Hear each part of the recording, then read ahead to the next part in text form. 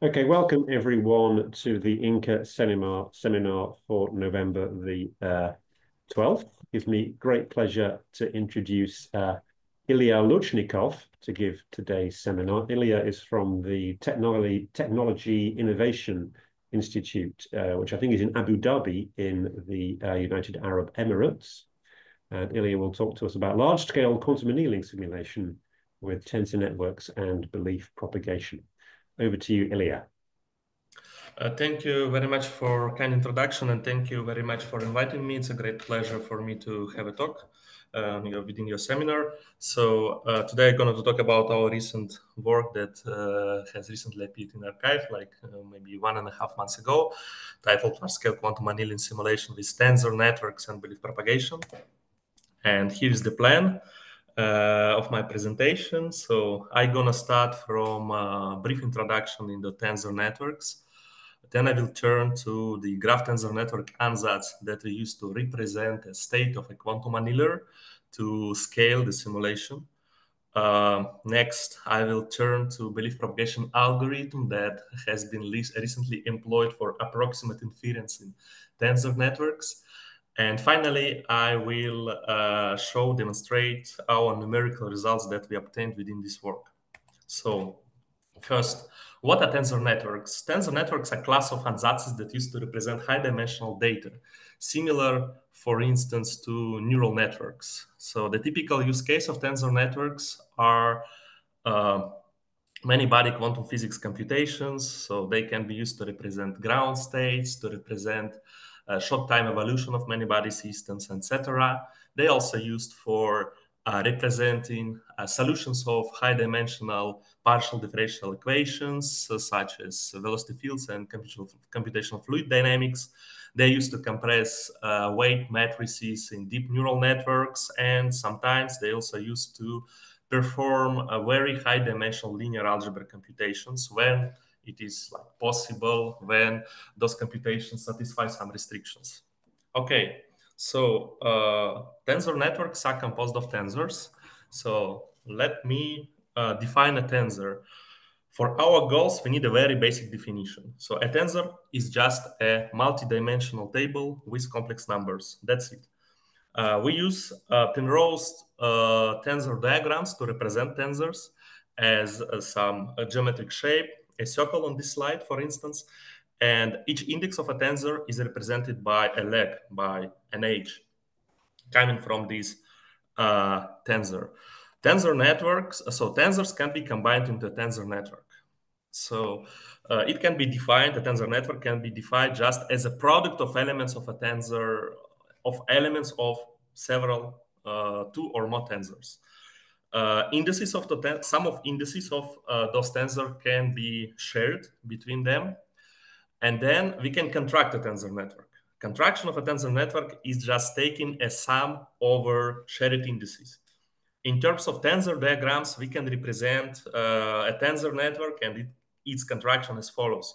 We have several tensors. As before, we denote dangling edges like free indices by dangling legs, dangling edges.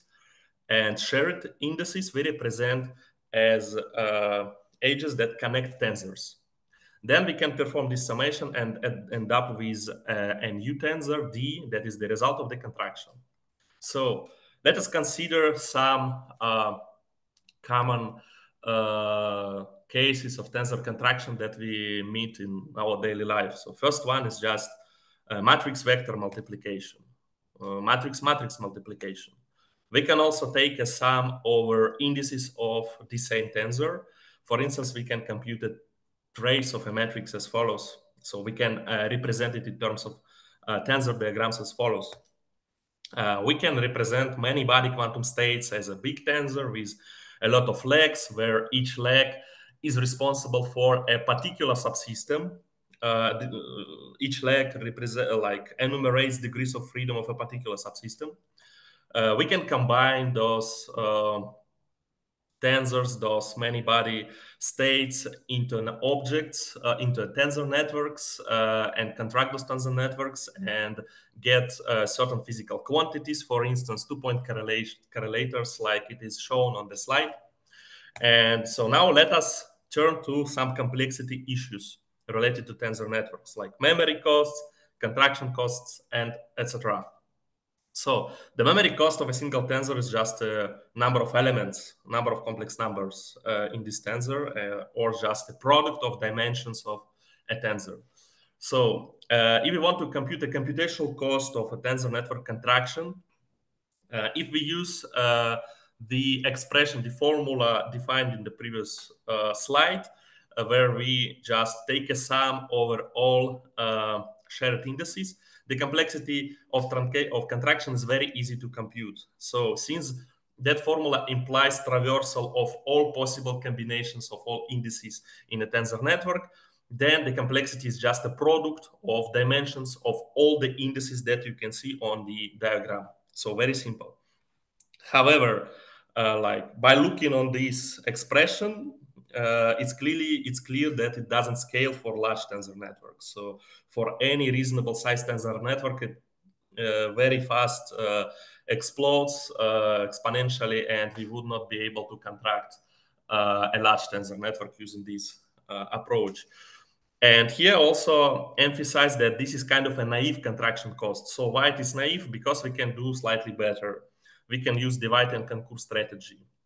Instead of like taking this huge sum, we can split our problem into sub-problems, solve the sub-problems, and then solve the like the goal, the main task. How can we do this? So instead of like contracting all tensors together, all tensors together, we can start contracting just pair of tensors. So for instance, here we can compute, here we can contract this pair of tensors, end up with a new tensor network, contract the remaining part, and end up with the final result. And the cost can be easily evaluated. It's just a sum of those two steps, complexities of those two steps, and complexity of each step can be computed by the formula that I introduced in the previous slide. So you can also see that this cost is slightly better than the naive one. But we can do even better. We can explore different contraction paths, and typically each contraction path would lead to different costs. And then we can find the best contraction path leading to the smallest cost. However, this problem isn't hard. So it cannot be solved exactly for large tensor networks, but people came up with many heuristic approaches that allow us to find a reasonably good path. So now let us turn to the quantum annealing already, like quantum annealing itself. Let us consider an Ising model that is, by the way, can you hear me well? Yes, we hear you very clearly. That's fine. Great, great. So let us consider an Ising model that defined on a graph. And let us say, this is the classical Ising model, and let us say that we want to find its maximum. So we want to find such a combination of spin variables x that leads us to the maximum value of L of x. So for this purpose, we can employ quantum annealing. Just as usual, we start from a mixing Hamiltonian and then adiabatically transform this mixing Hamiltonian to the quantum Ising Hamiltonian that matches the classical problem. And for simplicity here, we use linear schedule. And also in our numerical experiments, we also use linear schedule. So the cornerstone of this simulation is the ansatz that we use to represent the quantum state, because the state of the annealer, because the state of the annealer is something that explodes exponentially with number of nodes. And let us consider, just to compare, two ansatzes: a dense ansatz, just a standard state vector simulator that doesn't scale, of course, and what I call here a G-tensor network. So why I call it G-tensor network? Because the underlying graph of this tensor network matches the graph of the problem. And this is going to be important for us. And let us start like some complexity, some small complexity, brief complexity analysis. So first, memory cost of dense ansatz is to the power of n. So it's exponential, clearly, because we need to store all the elements of the wave function. However, as we already mentioned before, so we can easily compute the memory cost of a G-tensor network. And for deregular graphs, so deregular means that each node has d neighbors. it is linear with respect to number of nodes. So it's very good scaling for us. Then a next question, important question for us is what is the expressivity of the ansatz? What kind of states we can represent with this ansatz? So clearly with dense ansatz, we can cover the entire Hilbert space. With G-tensor network, we can describe only low entangled states. Low entanglement in this topology of this tensor network. However, since we are going to simulate quantum annealing, and for sufficiently slow, sufficiently adiabatic schedule, the state of the annealer always would be close to the ground state of the Hamiltonian with the same topology. So we expect sort of an area law behavior, and therefore we expect that entanglement in this topology would be small. And therefore, we expect a huge overlap, a big overlap between those quantum annealing states at each time moment and those states that we can simulate with this tensor network. And this is why I said that the topology is very important. It is very important to use tensor network that repeats the topology, the graph structure of the problem that we solve. Great. So next thing. In order to simulate dynamics, we need to apply two qubit gates, one qubit and two qubit gates. To apply gates to dense ansatz, we need 2 to the power of n operations. So again, it's exponentially complicated. To apply a 2-qubit gate, so 1 qubit gate application to tensor network is trivial. We just need to update a single node. To apply the 2-qubit gate, again, we just need to perform a local operation. We just need to update 2 tensors in this tensor network. However, application of a 2-qubit gate would lead to increase in bond dimension. So bond dimension is the dimension of shared index in the tensor network. And then we need to control the complexity of tensor network. We need to truncate tensor network in order to prevent like exponential decrease in dimension of shared indices.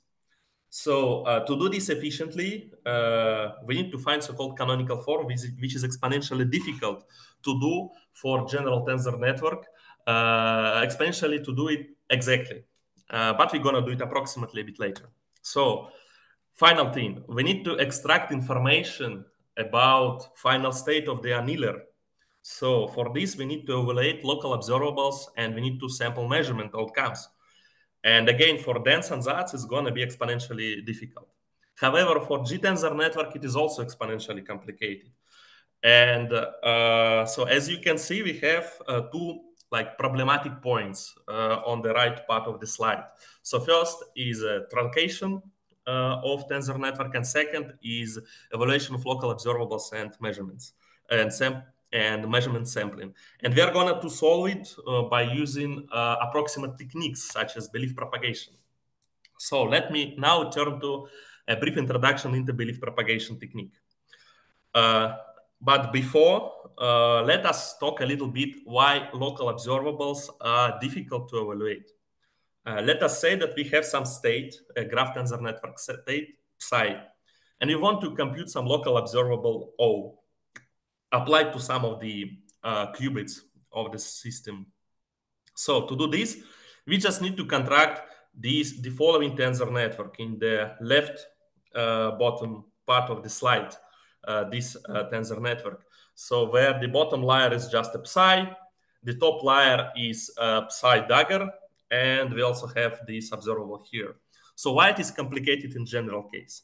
Because disregards of the path of contraction for general tensor network, we would end up with huge intermediate tensors that make computation intractable. So this tensor can be very high dimensional. And for this small tensor network, it is not a problem. But imagine tensor network composed of 1,000 of nodes is going to be a problem. So direct contraction is complicated. What we can do? First, let us consider a particular type of tensor network that is easy to contract, which is called tensor trees. This class of tensor networks are called tensor trees. So, and again, let us say that we have some local observable and we have some state, and we want to compute the average value of this local observable. And let us start to contract this tensor network from leaves to the root. How we do this? So first we contract those two tensors, and we end up with a matrix that we call message, and this is gonna be important. I mean, this matrix, green matrix, is gonna be important for us further. We can proceed with this contraction procedure, contract next two pair of tensors, end up with the following thing, then contract this piece, which is also easy because it involves only small dimensional tensors, and end up with the following message. So what is good about this strategy of contraction? Previously I said that during contraction, tensor can like accumulate a lot of indices, and it makes computation intractable. But here, as you can see, this intermediate tensor remains a matrix. It doesn't grow in size, and this is very good. It means that our complexity doesn't explode. So let us proceed further. We do the same. We compute the next message. We contract those two messages with a node, and then we can do the same for rest of branches, and finally get the following tensor network that is very easy to contract. Great. So now the question, can we apply something similar to general graph with loops? Because we are not going to simulate quantum annealing on trees. We are interested in quantum annealing in our particular case, in free regular graphs. So for graphs where each node has three neighbors. And this type of graphs have a lot of loops. So can we do something similar for these kind of graphs? In order to figure out if we can do this, we need to take like more algorithmic look on the contraction technique that we just considered. So for this purpose, at the first step, let us assign each edge in our tensor tree with two messages, backward message and forward message. And let us initialize those messages randomly as random positive Hermitian matrices. So now we traverse all those matrices and update them. So how we update them? We take a node a particular message comes from, and we consider all the messages that come inside this node from the previous iteration. And then we contract those messages with a node tensor. And the result of contraction is our new message. So basically, we repeat the same contraction technique from the previous slide here, but kind of locally. So here you can see the update equation in terms of tensor diagram. So you can see just also a tensor tree contraction. So if we run it sufficient amount of times, when we converge, we would get the same messages as from the previous slide, as from the algorithms from the algorithm on the previous slide. The only difference is that we take some unnecessary computational steps that we can avoid, but it is still linear complexity with number of nodes. So how we find out when to terminate this iteration? We can compare messages from the previous iteration and messages and current messages, find discrepancy between them, and if it is small enough, smaller than some threshold, we terminate. If not, we go to step 2 and iterate again until convergence. So basically, this is the same contraction technique. However, what is good about contraction technique? It is not like it can be applied to any graph. It can be applied to graphs with loops. So there is no explicit like use of structure of a graph in these simple 3 steps. So, and this is very good. And this technique is called belief propagation. And let us talk a little bit about its disadvantages and advantages, what we can do with this technique. Of course, this belief propagation algorithm becomes approximate for graphs with loops. And it has a number of disadvantages. So first disadvantage is that we cannot control error. of belief propagation, of the result of belief propagation. It's not like when we truncate a tensor network, we can say that we want to truncate singular values up to some threshold, and in this way we can control the global error in our computations. It doesn't work here, so we don't have truncation error, like approximation error, as a hyperparameter here. So another problematic point is that for different initial values of messages, for different initialization, we would end up with different final result. So they could converge to different fixed points. And finally, there are no guarantees of convergence of the belief propagation algorithm for general graphs. So we can stack in an infinite loop. However, there are some techniques that have not been yet generalized on quantum case. For instance, tree-related belief propagation that allows us to converge to a single point with guarantees of convergence, but still is going to be just an approximation. But what can we do with this approximate technique? So first, we can estimate local observables with linear complexity. As we already saw, we just need to iterate, find messages, and then perform local contractions in order to find average values of observables. So we can sample measurement outcomes. So since we can evaluate local observables, we can also sample measurements. We can truncate tensor network shared indices in order to control complexity of our tensor network when we apply more and more two-qubit gates. So this goes slightly out of the scope of the talk because it's like rather long discussion, but the essential point also messages. So once we can compute messages, we can compute approximate canonical form and then truncate. Finally, we can estimate entanglement entropy.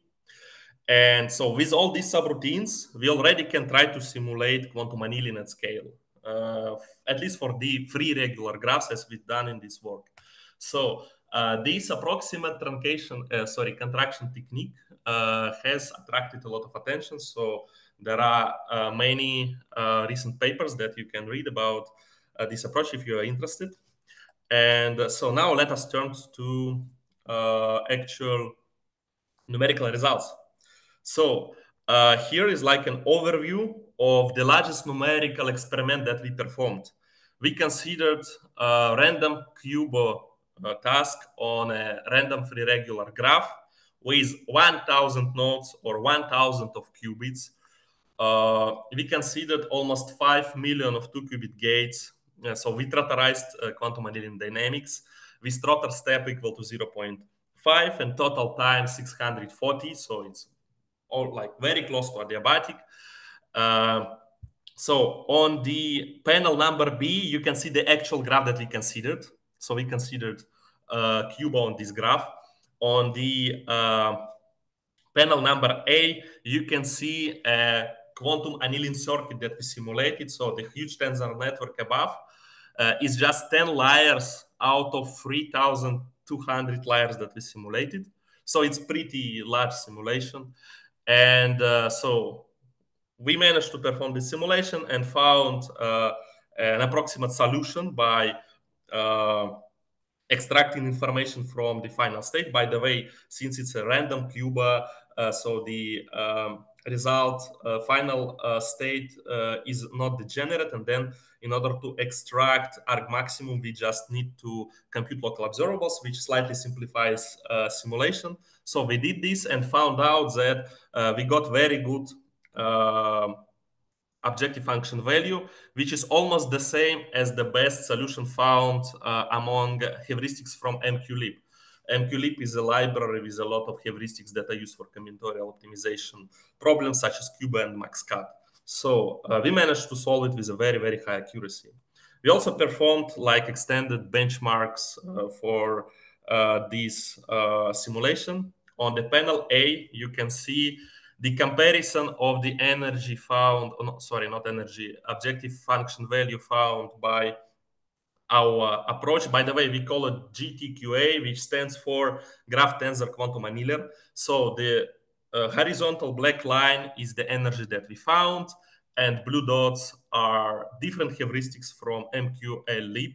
So in the inset of plot A, of panel A, you can see also how found energy by GTQA improves with increasing annealing time. So as you can see, it goes towards the best value of the heuristic solvers, which is just slightly higher, just less than 0.1% higher than the one that we found. So it's pretty nice. In a panel B, you can see how Z projections for each qubit evolves with time. And you can see that by the end of dynamics, we have all the spins converge to either 1 or -1. Only 3 spins are inside the region from -1/2 to 1/2. So it's like almost adiabatic process. And in panel C, we also have a simulation of entropy. So this is rather approximate plot because entanglement entropy computations like first order mean field, we use like first order mean field technique, which is inaccurate, but at least qualitatively it demonstrates what happens in this process. So this is about benchmarking against MQLib. But you also can ask a question: how? So we have a solver, kind of a solver, which is pretty slow compared to like real-world combinatorial solvers. But how can we say that we simulate quantum annealing accurately? So we performed also benchmarking. We performed also accuracy analysis. On the plot number A, we can see how approximate infidelity of our simulation evolves with time. So here we analyzed truncation accuracy because, as I said, when we apply a 2-qubit gate to our tensor network, its bond dimension increases, and then we need to truncate it. And each truncation introduces an error. And this is how infidelity evolves with number of qubits. As you can see, it's not that much. And for the largest simulation, it's just 3% approximately. So this we can neglect in principle. So what about error that is introduced by mean field, like second order mean field approximation introduced by belief propagation? We performed comparison of exact comparison of our simulator with exact simulation for small systems, like from 14 qubits to 26 qubits for 140 free regular random graphs in total. And in plot number B, you can see that in the worst case, the error is just a couple of percent, and it doesn't increase with number of qubit, which is very good for us. So it means that we can scale it up, and like in general, it's also kind of known that size is not a problem for belief propagation. The problem is connectivity, like how dense our graph is. And in plot C, we also consider how error behaves with simulation time. Like when we increase annealing time for 24 qubits here, as you can see, mean value doesn't change. Standard deviation increases, but mean value remains approximately the same. So, of course, we cannot claim that our simulation is almost exact for 1000 of qubits because we cannot benchmark with anything. However, these small simulations give us some kind of hope that scaling is good and we simulated real quantum annealing process. So this is a very good evidence that we simulated, very closely simulated quantum annealing process. So the final piece of result, we also considered max cut problem for smaller systems, just 150 qubits. Why? Because max cut is degenerate thin, and we need to sample measurements. And sampling requires like running belief propagation after each sample, which is a little bit computationally intensive. And we scale it down, but still it is not exponential. So we simulated 150 qubits annealing with final measurement sampling, and we end up with a cut of size 203, while the best heuristic cut is 205. So we are very close to the best one. So this gap can be explained is that entanglement entropy in this simulation is higher than entanglement entropy for qubit simulation. So our truncation could impact accuracy. So this is our guess why we have this gap. But still, we managed to get a very good value of a cut. So, and that's it. Thank you for your attention. If you have any questions, I would be glad to answer them. Great, many thanks, Ilia. Just trying to turn my video on, 1 second.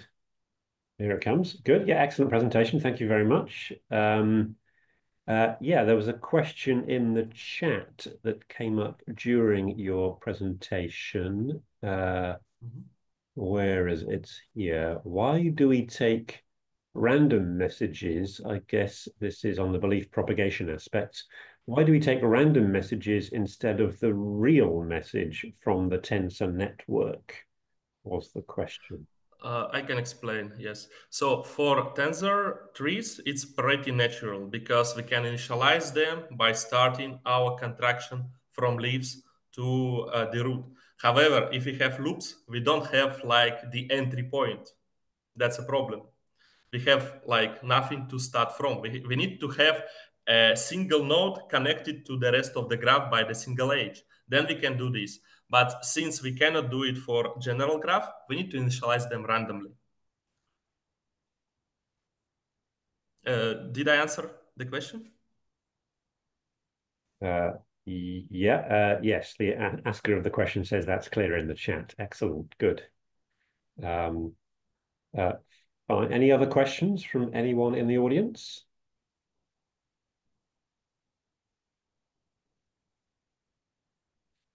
Well, I have a question. So, I mean, you've been focusing on 3 regular, and then you did max cut as well. But I guess it would be interesting if you applied some of these ideas to some of the graph architectures that are native on the D-wave quantum annealer, like Pegasus or Chimera.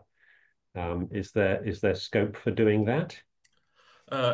Let me actually, there are some problems I can show you. So the first, so you still can see my slides, yes? Yeah. Okay, so let me go to supplemental materials. So you can see the last plot, yes, with like a fraction of total loops number versus loop length. I can see maybe 2/3 of the plot, but not all of it. Sorry, let me turn it to the presentation mode. Now it's better, yes? Mhm. Okay, so the first piece of a problem is that if we aimed on simulation of higher degree graphs, unfortunately, this approach scales exponentially with degree of a graph because we need to keep nodes with more legs. So adding one more leg would multiply the complexity by the dimension of this leg. So this is the first problem. Like simulation of 3 regular graphs is okay. Simulation of 4 regular graphs becomes like slower. Simulation of 5, 6, etc.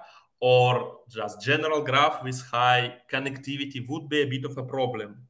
However, like this problem, I believe can be mitigated by some careful choice of architecture. So we can choose a little bit the ansatz and still try to simulate it.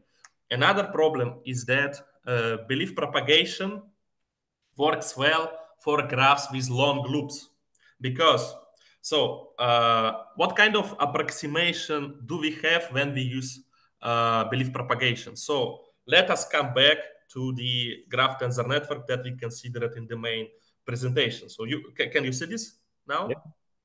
Great. So when we start to truncate it, we can truncate, not truncate, contract. We can contract all the tensor around our observable and we would get like this circle tensor here. So when we use tensor network, we say that this circle splits into tensor product of messages. So this is the approximation that we use. And it is valid approximation when loops in our graph are long. Then we can say that those messages are connected by long loops and they are almost independent. Then this approximation works. However, for higher degree graphs, so let us consider the following plot. Here, what I did, I computed, like for each edge in a graph, I computed the length of the smallest loop that comes through this edge. And for instance, for IBM heavy hex architecture, the minimal length of the loop is just 12. So loops are very long, and this is why people manage to simulate it with belief propagation like relatively easily. So for three regular graphs, you can see the blue line.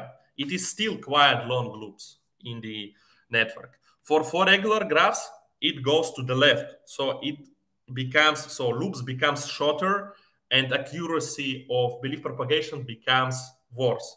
So free regular graphs are still interesting because many of experimentalists, experimental physics groups, were aimed on quantum annealing of free regular graphs. But of course, like higher degree is also going to be interesting. But with this approach, we wouldn't be able to simulate annealing precisely, like close to exact dynamics. But we can still have a good kind of a valid solver, but it's gonna be quantum inspired. It's not gonna be quantum simulation. However, with recent works, for instance, let me show you the paper by Evan Blee, which is called Evan Blee and his collaborator groups. Okay, I don't know, but the paper titled "Loop Series Expansion for Tensor Networks." So they generalized an approach from graphical models that allow us to improve accuracy of belief propagation by counting like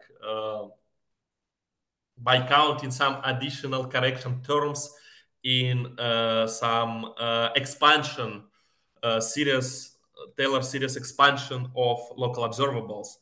And this is the way how can we improve accuracy of belief propagation. So we haven't yet tested it for this kind of problems, but probably this is gonna be a way how to avoid large error in belief propagation, how to scale it to higher degrees of nodes, and how maybe to attempt simulation of